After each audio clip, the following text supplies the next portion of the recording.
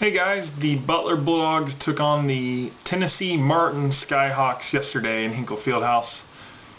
Tennessee-Martin came in with a respectable 7-3 record, but Butler just played a tremendous game on only one-day rest to defeat the Tennessee-Martin Skyhawks 64-37.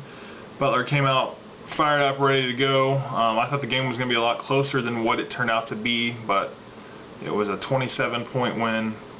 Butler just clamped down on defense, really suffocated Tennessee-Martin, really made sure that their percentage wasn't very good.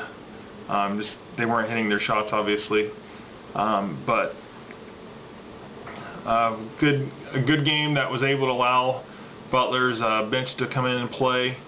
They finished the game playing a lot of minutes there.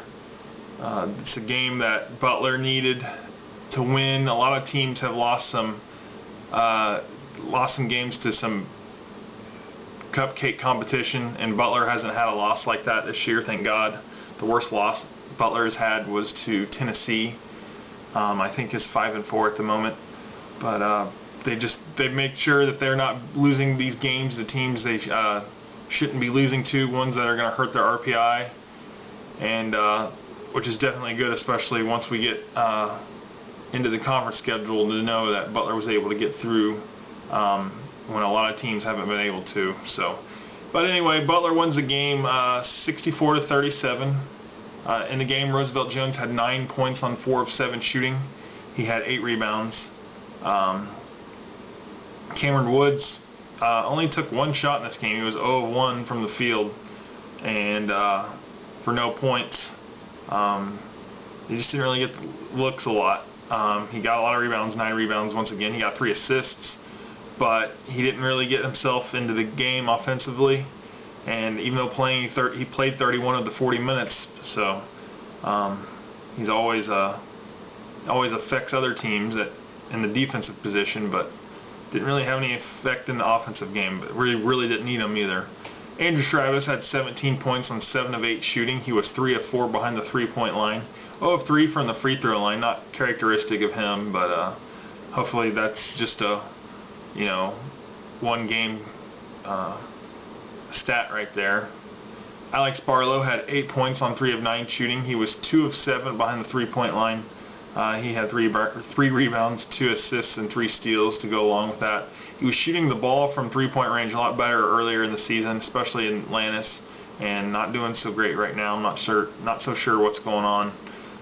Kellen Dunham had 15 points on 5 of 9 shooting. He was 1 of 4 behind the 3-point line.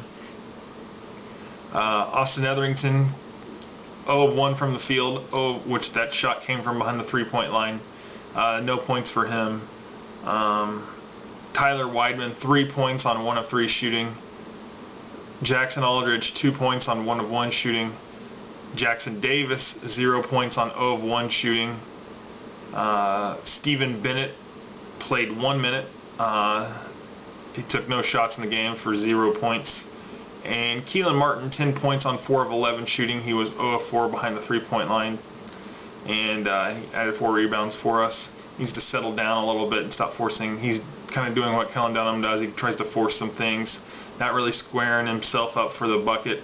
And he's a freshman though, so hopefully he'll learn. But for the game, Butler was 25 of 51 for 49%. UT Martin was 16 of 48 for 33.3%. 3-pointers, Butler 6 of 20 for 30%. UT Martin 2 of 13 for 15.4%. Free throws, Butler 8 of 12 for 66.7%. UT Martin 3 of 8 for 37.5%. Rebounds, Butler wins this category big time, 39-20. We had 12 offensive boards to UT Martin 7. Assists, Butler 8, UT Martin 7. Steals, Butler 7, UT Martin 6. Blocks, Butler 3, UT Martin 1. Turnovers, Butler 16, UT Martin 15. Fouls were pretty even, 14 for Butler, 13 for UT Martin.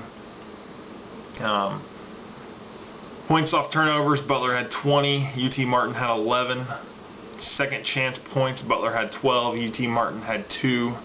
Points in the paint, Butler had 28, UT Martin had 20. Fast break points was 2-2, so obviously not much of a factor.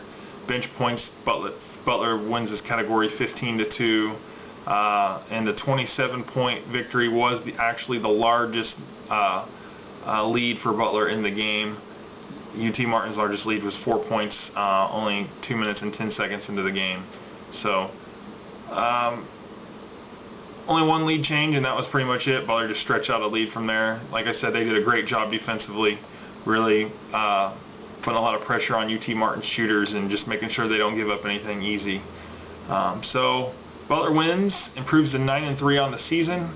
Play Belmont on Sunday. Hopefully I get to go to the game, and hopefully Butler can finish out the regular season with a good win. Anyway, Butler wins this game once again 64-37, and I will see you guys next time. Have a Merry Christmas and have a good one.